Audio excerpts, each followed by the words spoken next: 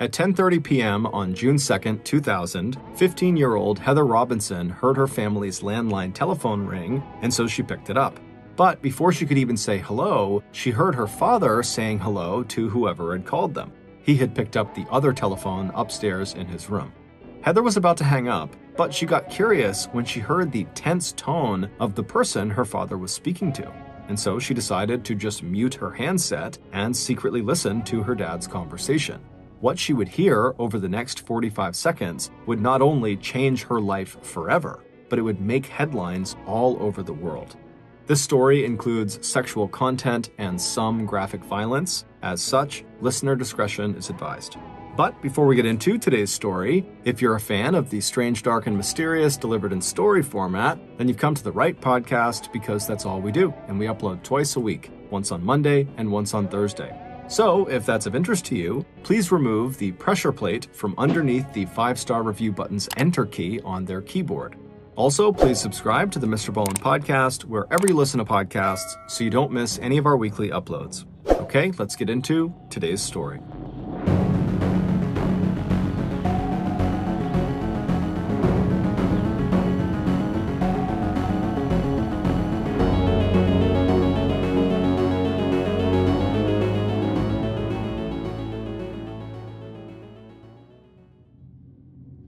For 19-year-old Lisa Stasi, the Christmas of 1984 was the worst she could remember. And that was really saying something, because even though Lisa was still very young, she had been through a lot.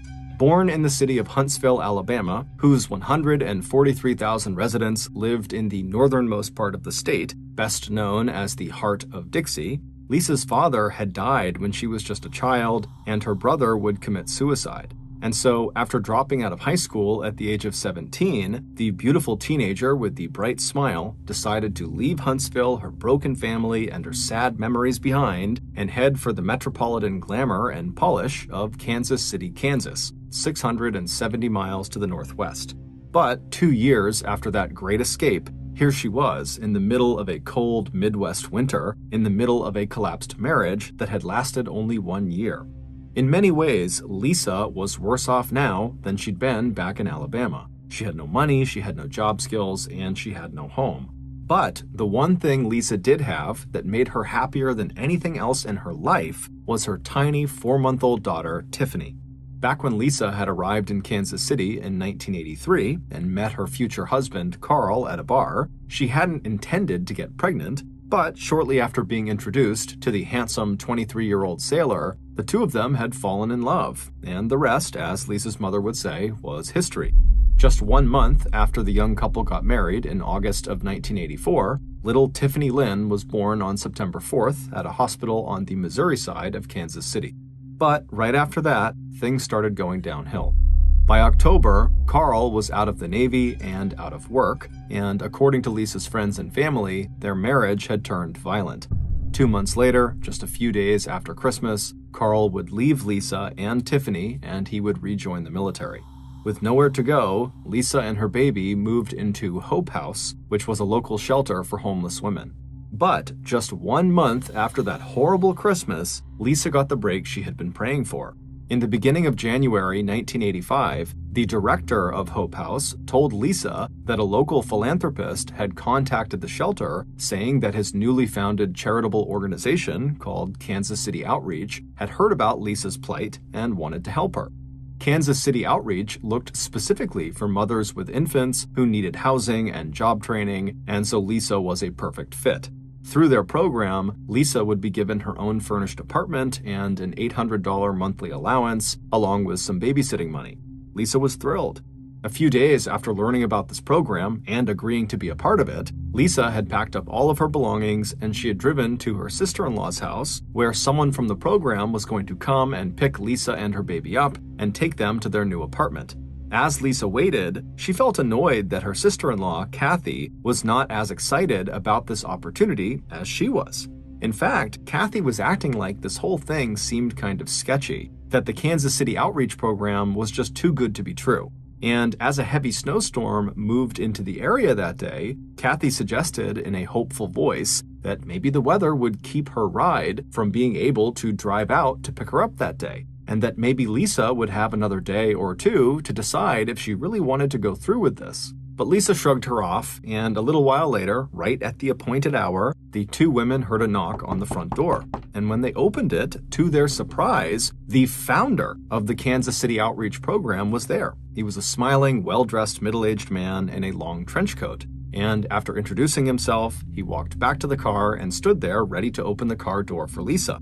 Lisa carefully wrapped her baby, Tiffany, in her warmest blanket and tucked her into the car seat that was sitting near the front door.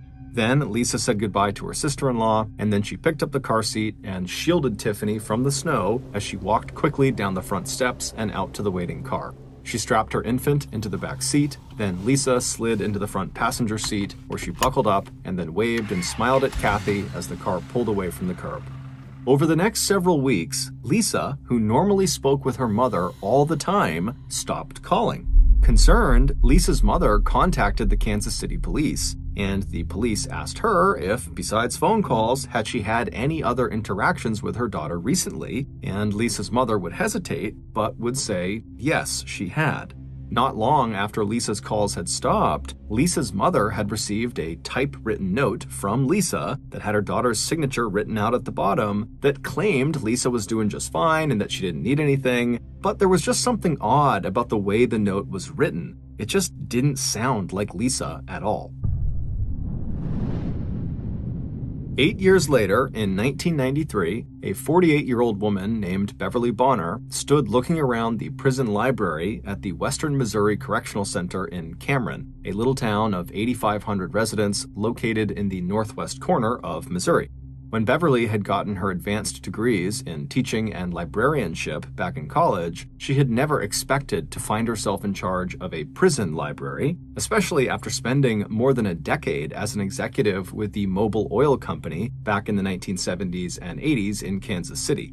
But a lot had changed for Beverly over the last 20 years. She'd had 2 children and had gone through one divorce before marrying her current husband, who happened to be the prison doctor at the Western Missouri Correctional Center. Beverly was grateful that she'd been hired as the prison librarian, but as she looked around at the perfectly organized collection of books on the shelves, she wished that her job was a little more challenging and that her marriage to Dr. William, now in its 6th year, was a little bit more exciting. Except that recently, very recently, Beverly's life had gotten a little bit more interesting.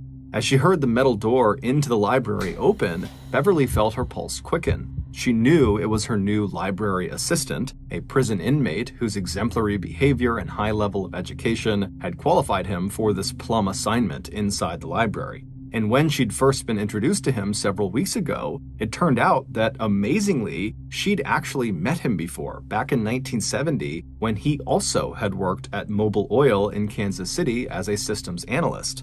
Back then, there had been some gossip surrounding the circumstances under which he had been fired from Mobil, but even in the short period of time that she'd spent with him there at the library, it had become clear to Beverly that whatever had happened at Mobil, just like the fraud charges that had landed him here in prison, could not have been his fault. As he walked toward her now, eyes twinkling and that boyish grin on his face, Beverly felt her face flush as his eyes traveled up and down her body. Then, when he reached her, he leaned in close and he told her how very, very good she looked. Beverly's affair with her library assistant had begun almost immediately after he had started working with her, and by the time his prison sentence was over 6 months later, Beverly's lover had promised her an exciting role in the new business he planned to build as soon as he was on the outside. Not only would this new business make both of them rich, but Beverly believed this would finally be a career that challenged her.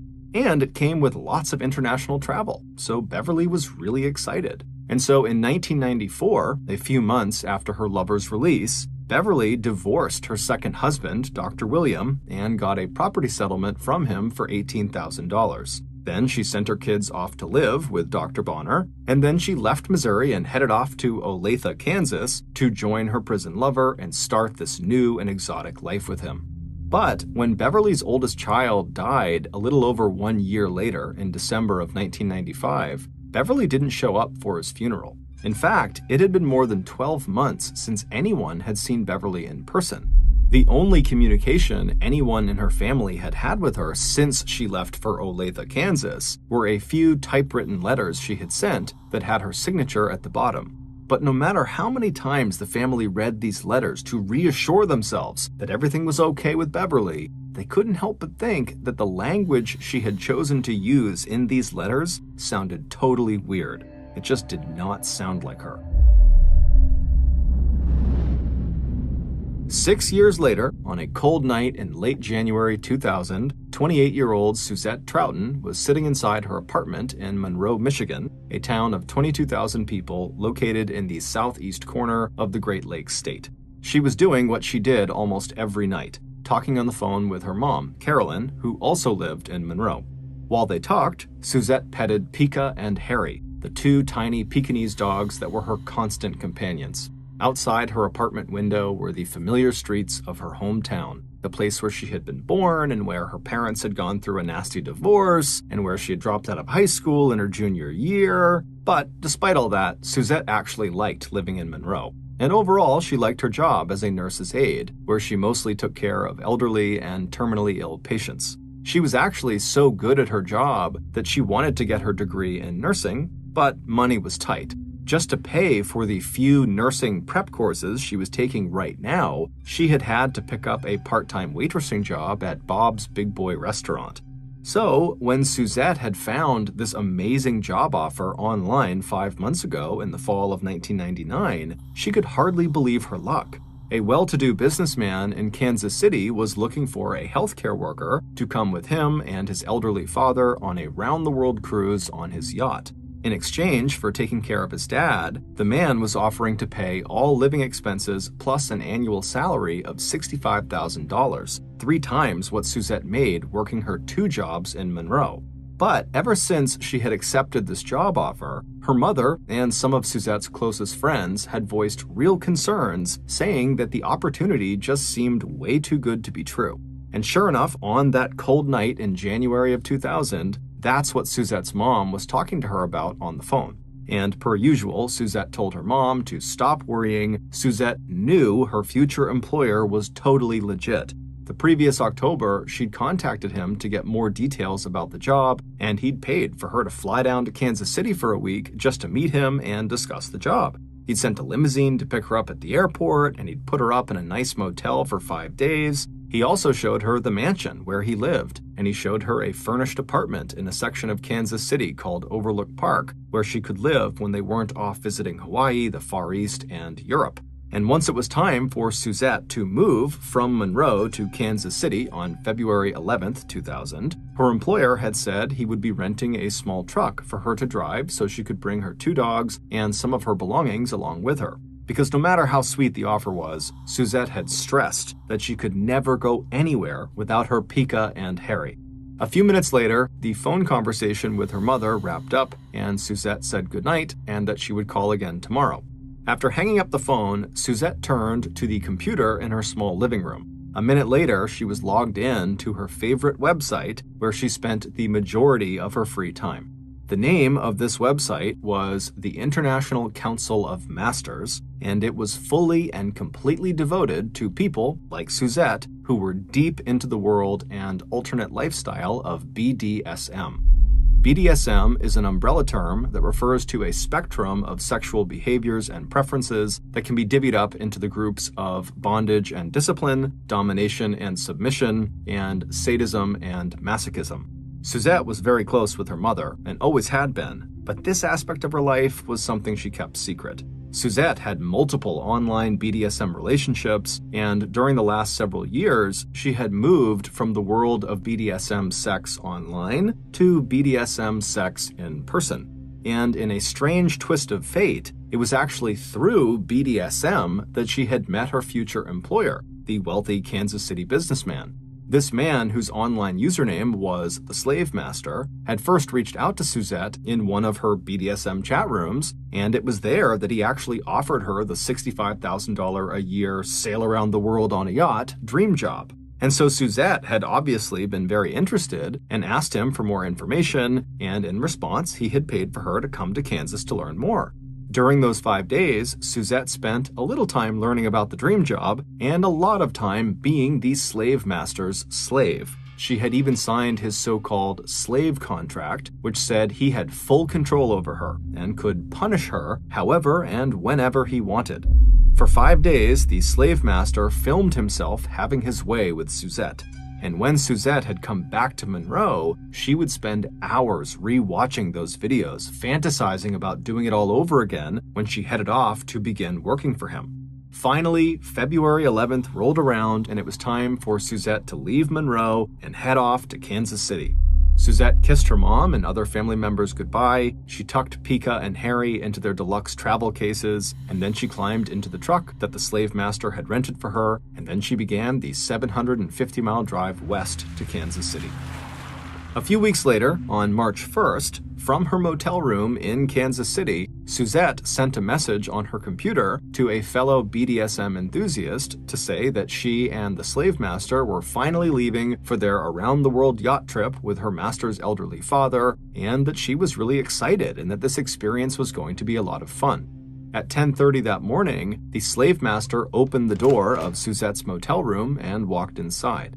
He looked around, happy to see that Suzette had packed up the last of her things and was ready to go, but before they left, there was just one more thing he needed Suzette to do.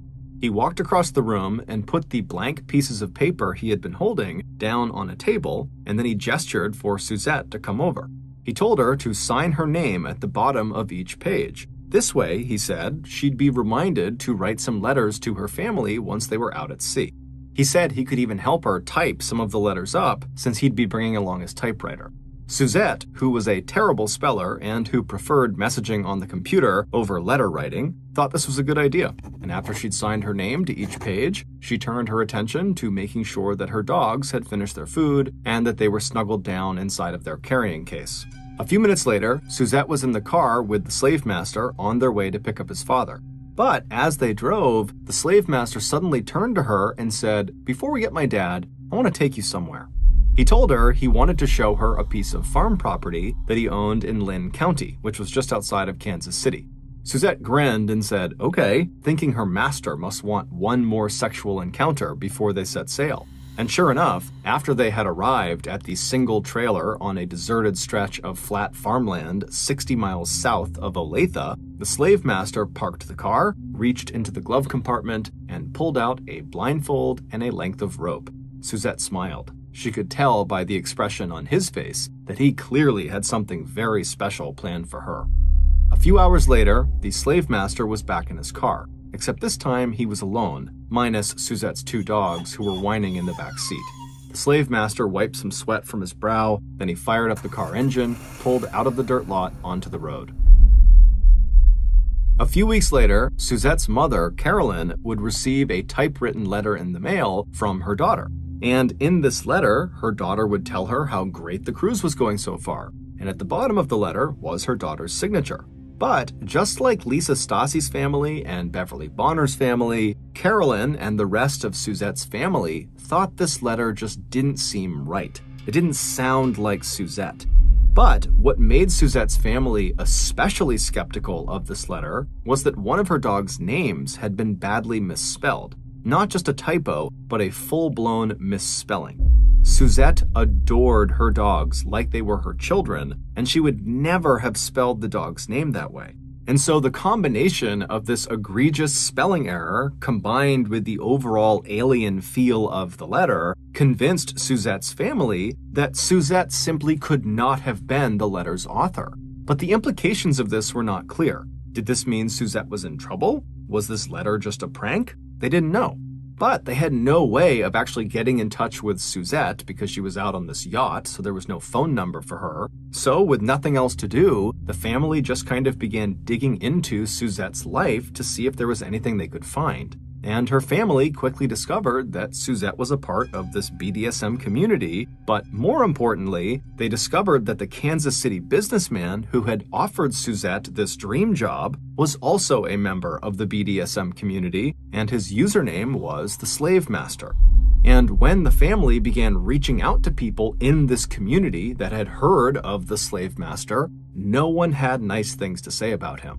And so at this discovery, Suzette's mother, Carolyn, just got this really bad feeling that something had happened to her daughter. And so she called the Kansas City police. And on this call, she would tell them that, she can't get in touch with her daughter, and she's gotten these letters from her daughter, but it doesn't sound like her. And then at the end of her initial story of what's going on with her daughter, she would tell the police that the last person she believed her daughter was with was her new employer, a man who called himself the slave master online.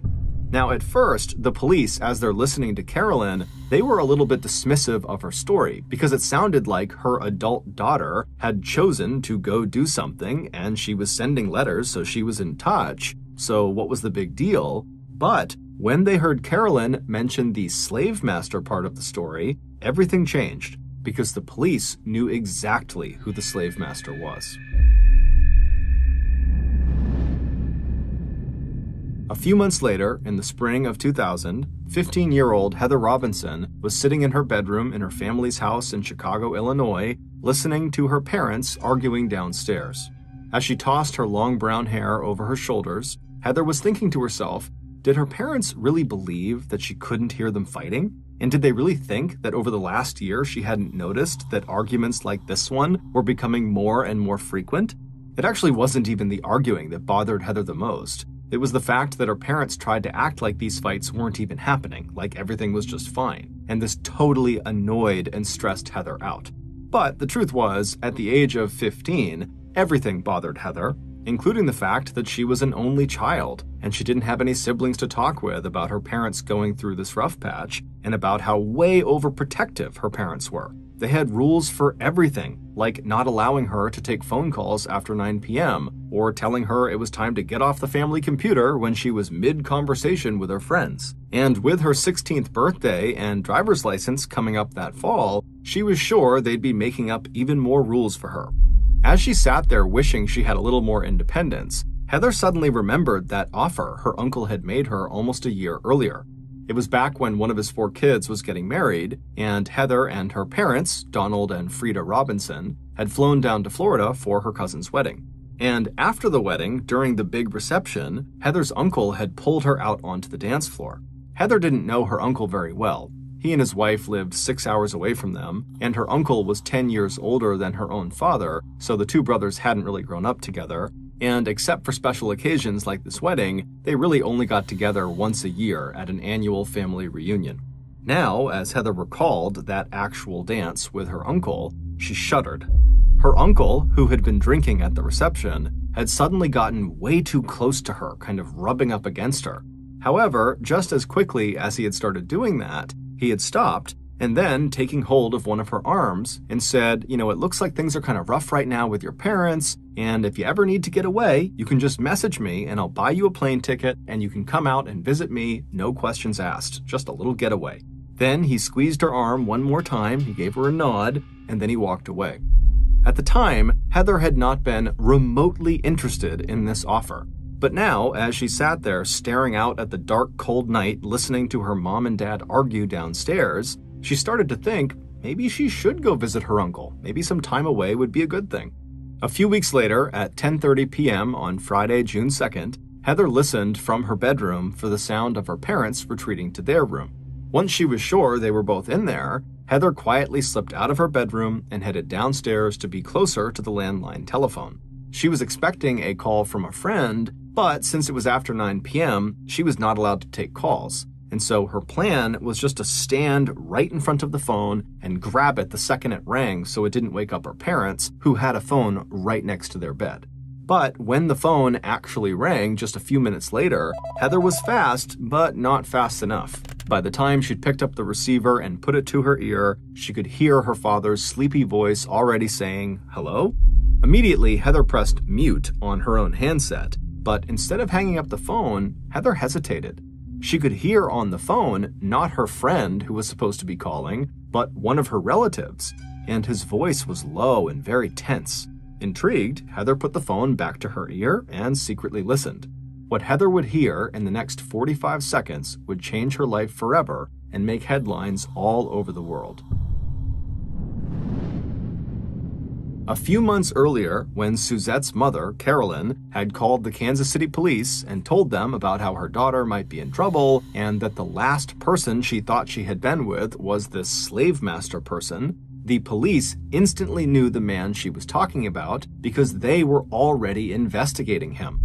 Several women in the BDSM community had come forward with complaints against this man. Most of the women had said they had met up with the slave master in person and he had assaulted them or stolen from them. So the police were confident that this slave master guy was a really bad guy. And so when Carolyn said her daughter, Suzette, had been with him last, and now no one could get in touch with Suzette and didn't know where she was, this sent up huge red flags for the police. But what pushed their suspicions over the edge was when, a couple of days later, Carolyn got a call from Olathe, Kansas Animal Control saying they had just found her daughter's beloved Pekingese dogs alive but abandoned in a trailer park. Carolyn knew her daughter would never abandon those dogs willingly, and so she called the Kansas City police back to tell them. When the police heard about the dogs, not only that Suzette was not with them, which was highly unusual according to her mother, but that the dogs were found in the same trailer park where they knew the slave master lived, they knew this could not be a coincidence. And so, on the morning of Friday, June 2nd, just 12 hours before 15-year-old Heather Robinson overheard that fateful phone conversation, the police in Kansas descended on the trailer park where the slave master lived. Federal, state, and local law enforcement would search not only the slave master's house, but also his 17-acre piece of farmland 60 miles to the south and several storage units he had rented in Raymore, Missouri, 30 miles to the west. In his house, investigators would quickly find Suzette's ID cards, as well as some blank stationery with her signatures written out at the bottom. They also found a receipt from 1985 for a motel room rented in Kansas City to a 19-year-old woman named Lisa Stassi. But these discoveries were nothing compared to what was found next. On the slave master's farmland were 3 85-gallon oil drums hidden next to the single shabby trailer. Inside of these drums, investigators found the bodies of 2 women who had died of puncture wounds to their skull, likely caused by a hammer. One of the bodies belonged to a 21-year-old Polish immigrant from Indiana who had been one of the slave master's slaves. The other was 28-year-old Suzette Troughton. She was found wearing a blindfold and had a piece of rope tied around her neck. Out at the slave master's storage facility in Raymore, Missouri, investigators found that one of the units had been rented back in 1994 under the name of former prison librarian Beverly Bonner. Inside that unit, they found 3 storage containers. One of them had Beverly Bonner's body inside of it, and the others held 2 more victims the slave master had recruited for sex, a 45-year-old mother and her 15-year-old disabled daughter who had been confined to a wheelchair. That night, at around 10:30 p.m., just hours before the public would find out the identity of the slave master, 15-year-old Heather Robinson picked up the phone and heard her father give a sleepy hello to whoever had called. Heather quickly muted her handset, but decided to secretly listen to her father's conversation. The low, tense voice of the person on the other line belonged to the son-in-law of her father's older brother, John Robinson. John was the uncle that Heather had danced with just a few months earlier at the wedding, who had been somewhat inappropriate with her and then kind of abruptly offered to fly her out to visit with him anytime she wanted. In a hushed and terrified voice, the son-in-law delivered the news that would start appearing in the newspapers and on the TV the next day. John had just been arrested for murder. Heather was so shocked by what she had just heard that she didn't really hear anything else the son-in-law said. However, before the son-in-law hung up, Heather remembered him saying that John was connected to several women, one of which was a woman named Lisa Stassi. Heather eventually hung up the phone, and then she took a deep breath, and she walked up the stairs and then walked down the hallway to her parents' bedroom, and when she pushed open the door, she saw her normally stoic father sobbing into his hands. Next to him, her mother was staring straight ahead with a shocked and frozen look on her ashen face. Heather had 2 questions. Is it really true that Uncle John killed someone? And who is Lisa Stassi? It would turn out Heather's uncle, John Robinson, was the slave master, which meant Heather's uncle was a serial killer. But this revelation was not the most shocking thing that Heather would learn that night. The most shocking thing had to do with Lisa Stasi. 15 years earlier, back in January of 1985, Heather's uncle, John, was the man who had driven through the snowstorm to pick up 19-year-old Lisa Stasi and her baby to take them to their new apartment that his program was going to pay for. But instead of bringing her to this new apartment, John brought Lisa and her baby to the Roadway Inn Motel in Overlook Park, Kansas City, and once there, he somehow convinced Lisa, like he would do with all of his other victims, to sign a blank piece of stationery. This would allow him to write letters to the victims' families as if they were letters written by the victim, because their signature was at the bottom. He hoped this tactic would keep the police off of his back. After Lisa had signed these papers, John killed her. As for Lisa's baby, John simply executed his plan. For years, John's brother, Donald, and his wife, Frida, who were Heather's parents, had been trying to adopt a child, but they had been unsuccessful. And so during this very stressful time, John had told them that in the course of his work as a philanthropist, he would sometimes get leads on babies who were up for adoption, and if he ever found a baby in need of a home, he would let them know. And now that John had just killed Lisa, her baby suddenly needed a home. So he called his brother and gave him the good news. And Donald, feeling incredibly lucky and grateful and believing the whole process had been totally legal, happily agreed to take this baby, and he agreed to pay John the $5,500 for the adoption paperwork. This paperwork was of course forged by John. And after that, Donald and his wife rushed to Kansas City where they met their beautiful little 4-month-old baby girl. They would name her Heather. Before returning with baby Heather to her new home in Chicago, John insisted that they all pose for a family picture. In this picture, which would hang in Heather's house for the next 15 years, Uncle John is seen sitting in the front row, bouncing on his knee, his new 4-month-old niece, whose mother he had literally just murdered. A few days after being told the horrific truth about who she was, DNA and fingerprints would confirm it was all true. Heather really was Lisa Stasi's daughter.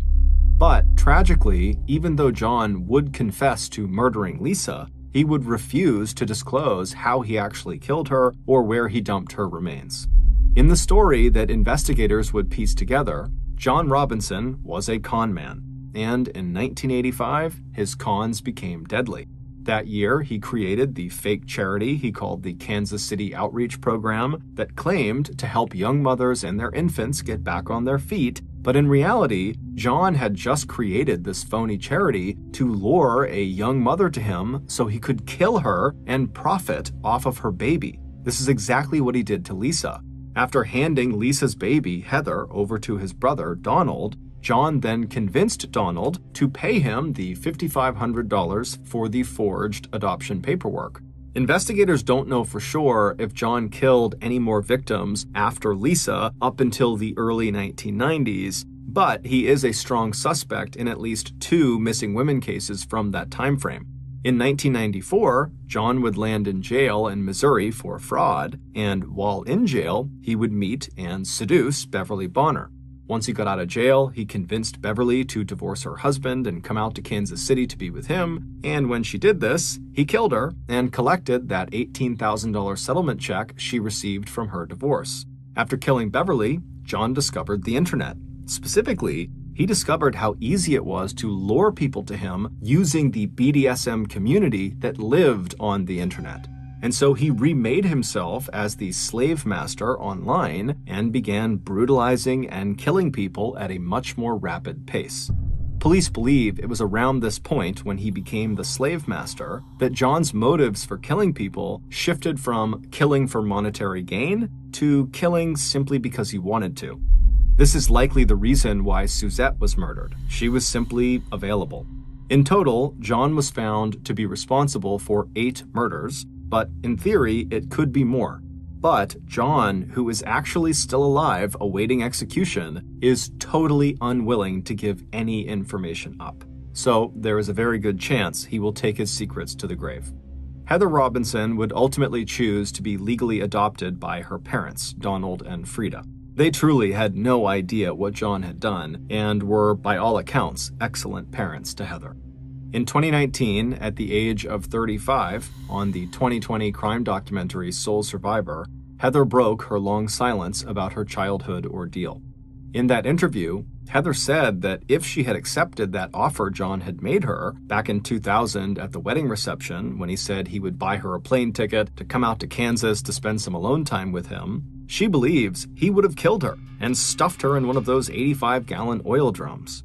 Heather, who is now married and a mother herself, said she is committed to finding her own biological mother's remains and returning them to the memorial to Lisa Stasi that now stands empty in the State Line Cemetery in Madison County, Alabama.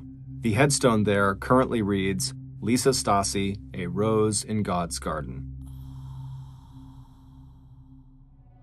Thank you for listening to the MrBallen Podcast. If you got something out of this episode and you haven't done this already, please remove the pressure plate from underneath the 5-star review button's enter key on their keyboard. Also, please subscribe to the MrBallen Podcast on Spotify, Apple Podcasts, Amazon, Google, and anywhere else you get your podcasts. This podcast airs every Monday and Thursday morning, but in the meantime, you can always watch one of the hundreds of stories I have posted on my YouTube channel, which is just called MrBallen.